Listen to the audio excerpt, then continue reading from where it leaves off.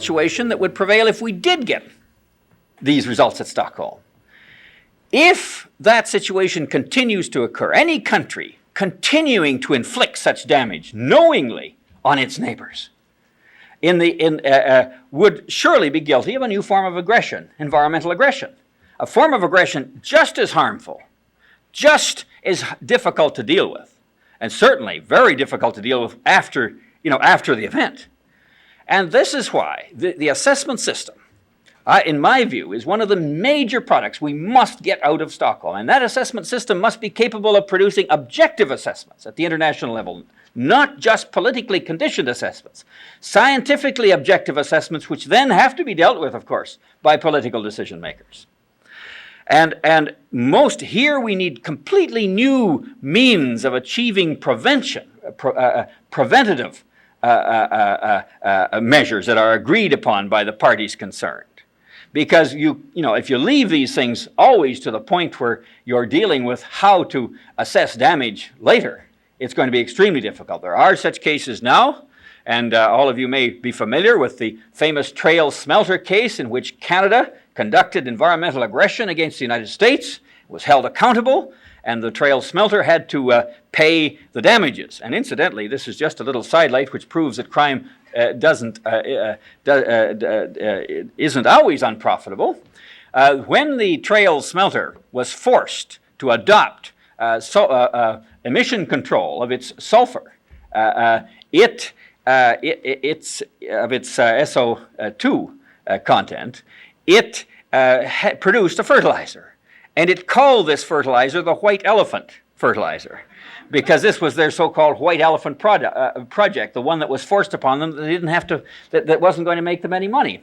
And this product became very quickly the largest and most profitable product of that company. So it shows that perhaps environmental crime may not always be without its ultimate rewards, or at least environmental virtue in this case.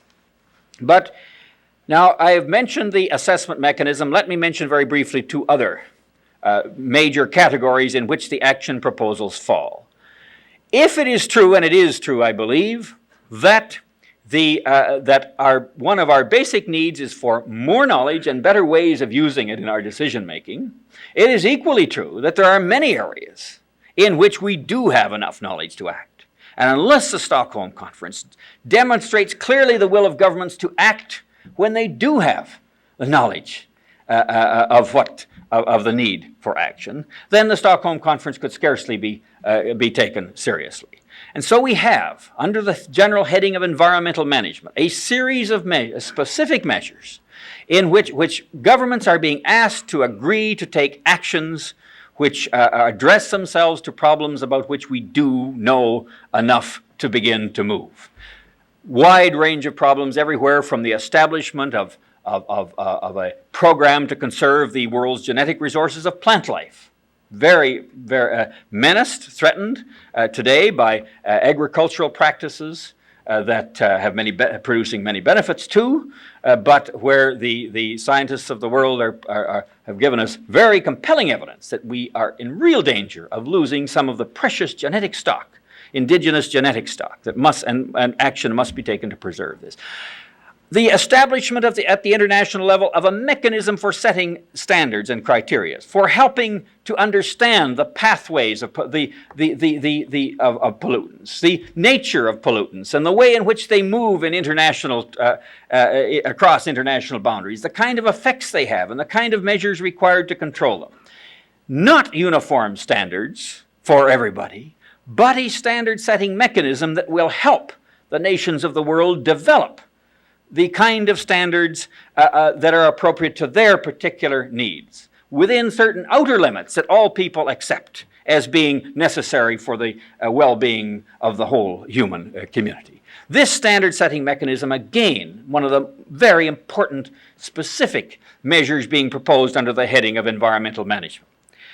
Then another group of proposals under the heading of supporting services, proposals for the essential support of programs of education, of public education and public information, programs of technical assistance and technical exchange, And of course, last but not least, specific recommendations addressed to the need to assure that when the rest of the decisions are taken, there is provided at the international level the means to implement them.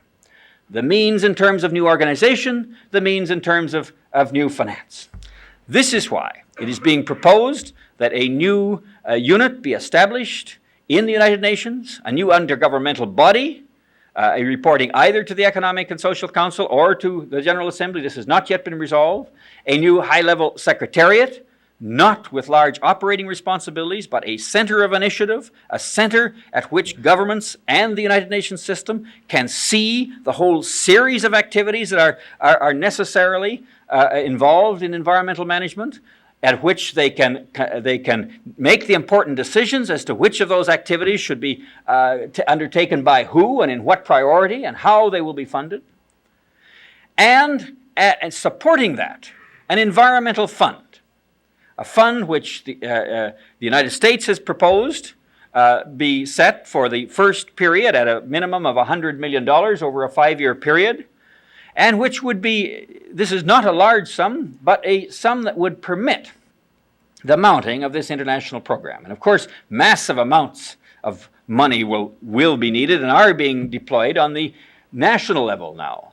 And we do not need massive expenditures at the international level, but we do need those the funds required to support this central capability, which will permit all countries to participate fully in such programs as the assessment program that I mentioned, such programs of cooperative research on such matters as the development, for example, of lower cost sewerage and waste disposal systems in tropical areas, permitting all countries to participate in monitoring networks which concern them all and which require the participation of them all.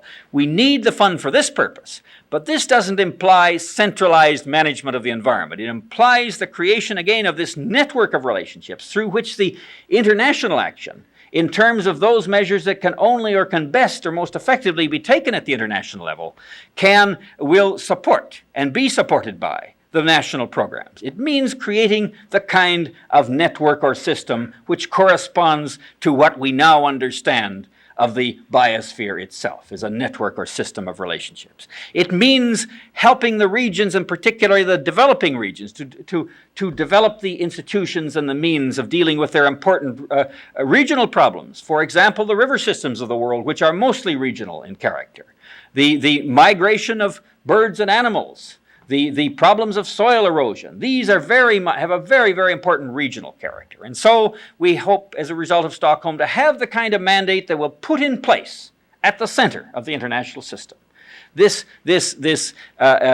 center of support and initiative that will help in the development of the network of institutions that are going to be needed to deal with the environmental problem. Now, beyond Stockholm, a moment or two on this, because I think it's quite clear that Stockholm, while it isn't the absolute beginning in the sense that environmental action has been undertaken throughout the United Nations system, of course, well ahead of Stockholm in many specific areas, but Stockholm is the beginning in the sense that it will be the beginning of the launching of a concerted international approach to environmental management as a whole.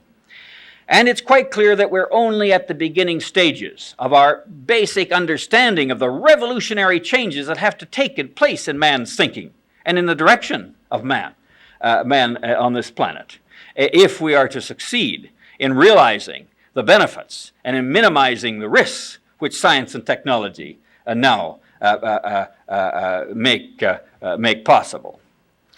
It's quite clear from our analysis of all of the evidence that comes to us that it would be just as unrealistic to ignore the possibilities that the doomsdayers may be right as it would be to assume that they will be.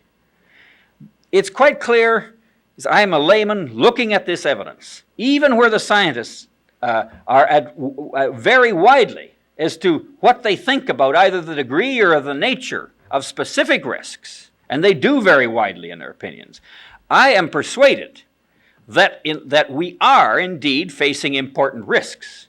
And I am persuaded by this evidence as I look at it as a layman, that the risks, these risks, will be very largely determined, whether or not they're realized, will be very largely determined by the decisions that we take in the next decade. Nobody can place a date on beyond which there is some mysterious threshold or point of no return. But I think we can say that if man continues on his present course, if he continues the acceleration of these activities that have been intensifying the demands on his natural environment, and if he continues these over the next decade or two without any serious success in controlling them, then that the risks are going to be very, very, very much augmented. And they may well reach the point where it will be extremely difficult, if not impossible, to reverse these processes. After all, these processes result in something very basic to our culture: the drive for more and more and more. The drive for more material goods, the drive for more material means of satisfying our own impulses. And it seems to me that one of the things that we have to do is rethink the very orientation of our growth. We have to rethink the ways in which we use this massive power that science and technology puts in our hands for the benefit of all mankind. We have to rethink the way in which this world's opportunities and its power are divided. Because if it is true that the environment is a global issue, if it is true that we are faced with the need of managing our global society as a physical whole, it is surely also true that we must learn to manage it as an economic and social whole. And that we cannot do this in the face of the very serious social and economic imbalances that exist in this world. Surely, what this compels us to face is dimensions of cooperative behavior that go beyond anything we have yet experienced. Surely it compels us to face the need for extending into international life those concepts of equity and justice and equal opportunity, which, however imperfectly, at least do form the basis for the relationships amongst people within nation states. I am hopeful that the environment provides new possibilities to new reasons for man to look at the desirability of extending, of a better distribution of the world's industrial capacity, of a much better use of the world's scientific and technological power.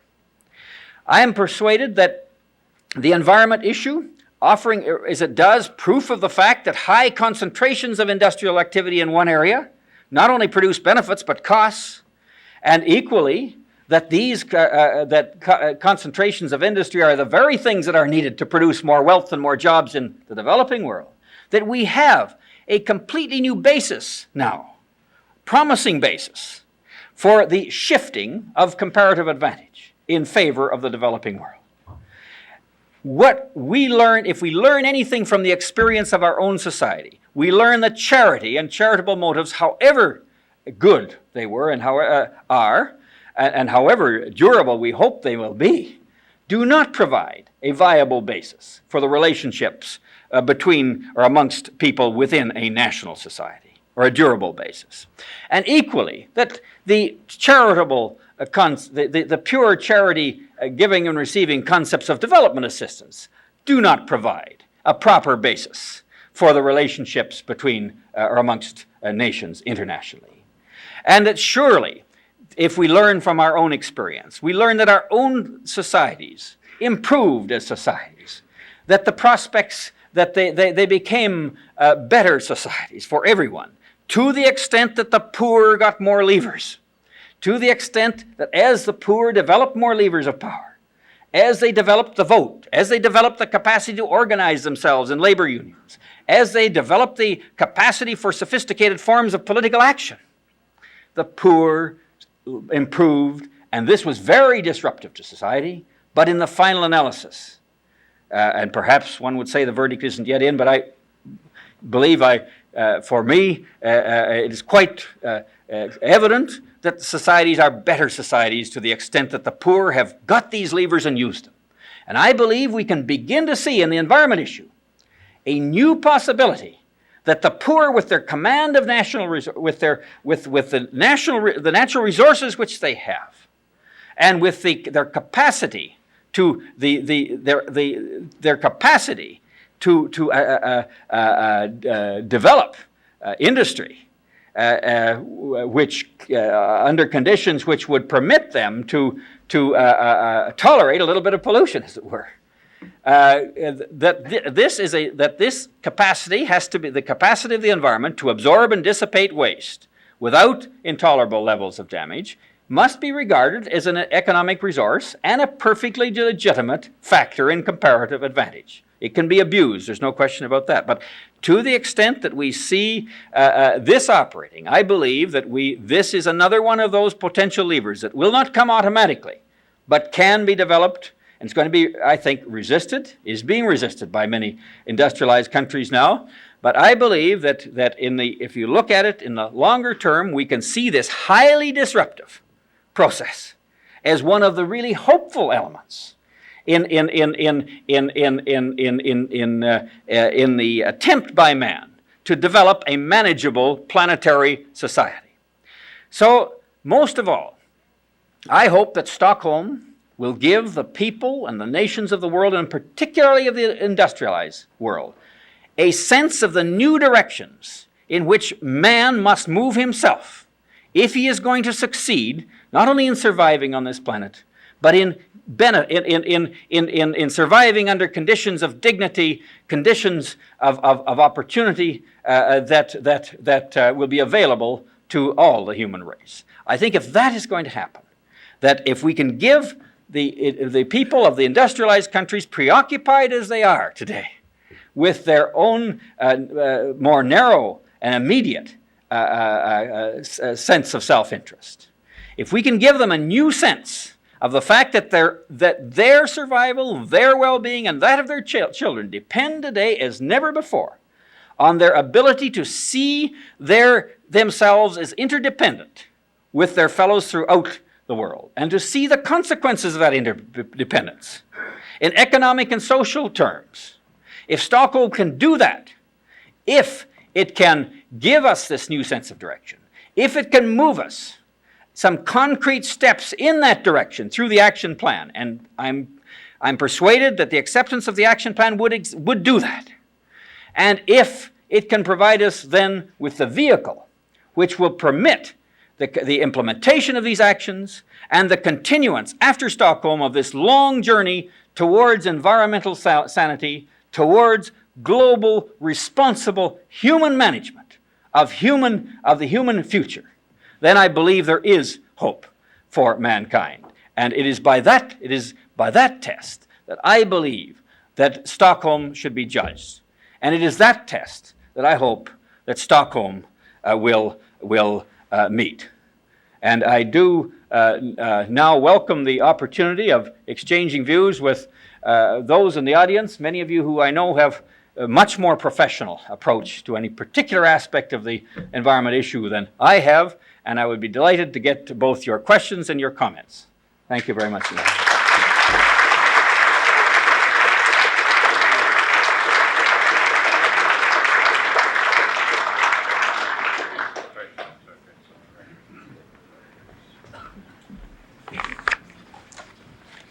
Yes. I have a question. I would like to ask you, is everybody hearing me correctly? Or I'll repeat the question anyway. All right. Well, I would like to ask you how you found your relationship with General Westmoreland when you met with him at the very important Saigon conference on the road to Stockholm. Well, I'm sure you probably know that I did not, I've never met General Westmoreland. The question is why? Why I did not? Yeah, why is war not going to be? Why is war? It's not an act of aggression of, is the American military machine have not destroyed the complete ecology of Vietnam? Who is going to represent this at the United Nations conference? The United Nations Conference is a conference of nations, and I am sure that that is a question at least some nations are likely to bring up. Some of them which may reflect the perspective that you have just reflected, and some which may not. But I can say that we do recognize and must recognize the reality that amongst the most destructive technologies that man has developed are the technologies of modern warfare. Not only the well-known technologies of nuclear warfare, but the perhaps even more pervasive technologies of biological warfare and chemical warfare, and the use of these technologies is certainly going to figure as one of the concerns presented to Stockholm. But I think we have to recognize that that Stockholm in 10 days or 2 weeks, 10 working days, cannot be expected to resolve all of the problems that the human community has been unable to resolve, the basic problems of peace and war, in the last 25 years.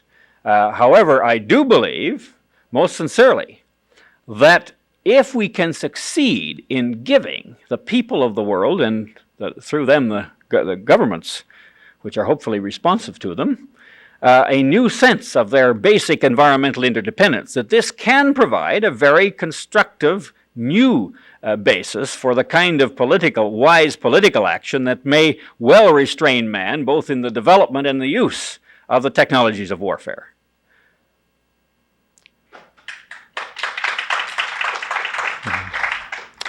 Thank you. Young lady? I had a question here on the political conference. It's my understanding that the Swedish government hopes to invite educators and people who have broader scientific fields and people like that. Not scientists, but not specifically political leaders either. Yes, I perhaps should have mentioned specifically that non-governmental organizations are participating in the conference. I did mention that they participated and contributed in a very important way to the preparations for the conference, and a very large number of non-governmental organizations of various kinds will be actually officially participating in the conference itself. In addition to that, facilities are being provided through an environmental forum in which other citizens groups and non-governmental organizations who want to do their own thing outside of the conference but to influence the conference will be able to do so. And and there will be some modest facilities simply for public at the conference.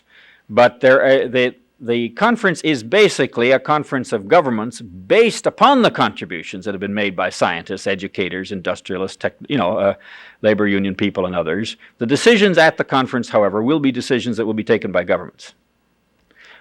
Dr. Dumas. Stockholm, will you study the Chinese model of development, the bicycle civilization against the private car civilization?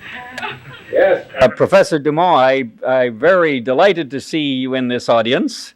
And Professor Dumas has mentioned, or has asked a question about the Chinese model, the bicycle civilization. I have been very deeply gratified by the interest taken by the People's Republic of China in the conference. I've had long discussions with their representatives. On 2 occasions, consultants to us have visited China. I have not had that privilege myself, but I have been very carefully informed of the developments there. And I am persuaded by what I have heard that China has indeed a great deal to teach the world, both out of their own cultural tradition and out of the approach of their present government to their own development problems. They have devised techniques of agricultural development, of decentralization of industry, of achieving a balance between urban and rural life, conservation of materials, a variety of measures of this kind, which are certainly environmentally sound and seem to be very compatible from a development point of view. They have illustrated in this the fact that it is entirely feasible for a very low-income country preoccupied with its basic development problems to achieve sound environmental management. Indeed, I think they have illustrated an important point that is that to me is just very basic, and that is that the poor countries most of all require good environmental management. And so I think the Chinese have a good deal to contribute. It may just interest you to know that, the Chinese word, you probably know this, the Chinese expression for environment is is rather complicated. It means 3 wastes, 3 benefits. The 3 wastes being dirty water, dirty air, and unused waste products or residuals. And the 3 benefits that come from a good management of these resources being, of course, clean air, clean water, and usable raw materials. And they have these 3 wastes, 3 benefits committees, I am told, in almost every commune, every little town and city. And they've come up with some very innovative ways of applying their water quality and air quality standards. Now, the Chinese also tell you about many problems they have of how they want to learn from some of the other countries. But I must say, despite this modesty, that they have a great deal to demonstrate at Stockholm. Yes. Mr. Strong, could you expand a bit on your Earth Watch program? Does this include stopping at just determining cause-effect relationships, or will it go as far as determining what is fair and adequate compensation? I have been asked on the respect of the Earth Watch program if it will stop at determining only cause and effect relationships, or will it go further than that and try and assess responsibility?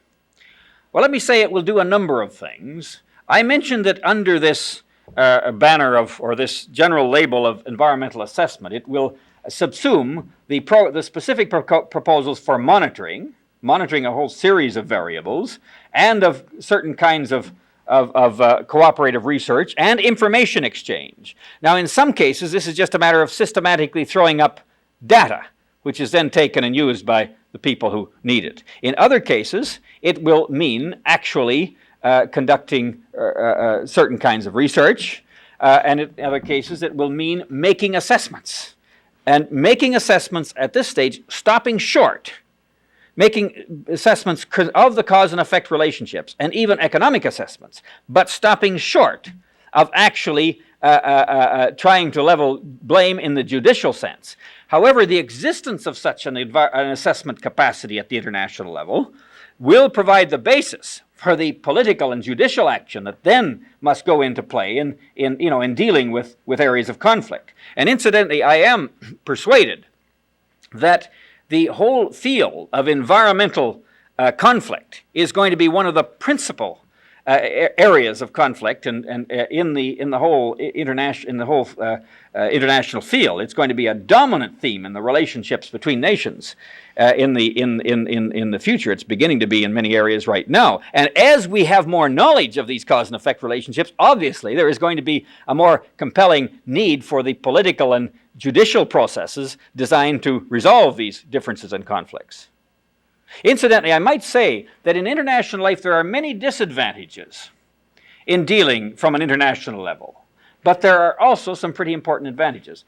I've often, in fact, I discussed with some of my British friends what might have happened to the British decision on SSTs had there existed an objective international assessment of their consequences. Now, I'm not sure, what that assessment, I don't want to suggest what that assessment might have said, but they tell me that at a certain point in the decision-making process of the British government, that the existence of a highly objective international assessment of the consequences of SSTs would have been the determining factor before the British government was actually fully committed to them. One of the things about an international assessment is that it cannot be suppressed. It isn't possible to suppress an international assessment. So I see it as a very powerful tool. And a very necessary tool indispensable indeed to the evolution of any effective judicial or political mechanisms for reconciling conflicts and assessing damages. Yes. Would you care just to say a word about a point you made in a previous meeting that I took part in? I'm a spokesman for the International Union of Cities, that you've been emphasizing international and national action. Would you care to say a word about the role of the local communities? Yes, I think one of the very interesting and even unique features about the environment issue is the direct, very often direct and certainly always indirect, linkage between local concern and international concern. And this is one of the reasons why this issue is such a unique one in terms of the ways in which man has got to manage his affairs.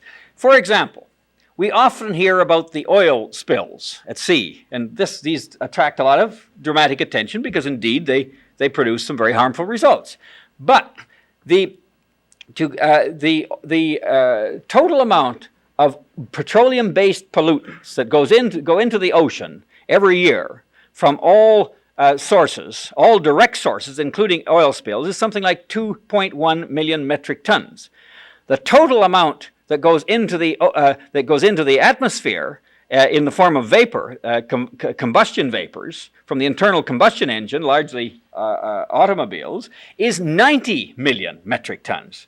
90 million versus approximately 2 million metric tons, and most of that, or an unknown but large percentage of it, ends up in the oceans. Well, now, this simply makes the point that the same automobile emissions which foul the local air at the corner here of Park Avenue and 70th Street are also, they constitute an important source of local air pollution, but at the same time, they constitute a very important source of ocean pollution, and they are responsible to a significant degree for the changes in the carbon dioxide content of the atmosphere, which in turn creates the well-known risks of climate change that we haven't yet been able to evaluate, but certainly exist. Now, this is an instance in where local action, based on the willingness of the local consumer to accept the costs of automobile emission control, will have an important effect not only on a local problem, but an international problem. Here is an area where by solving a local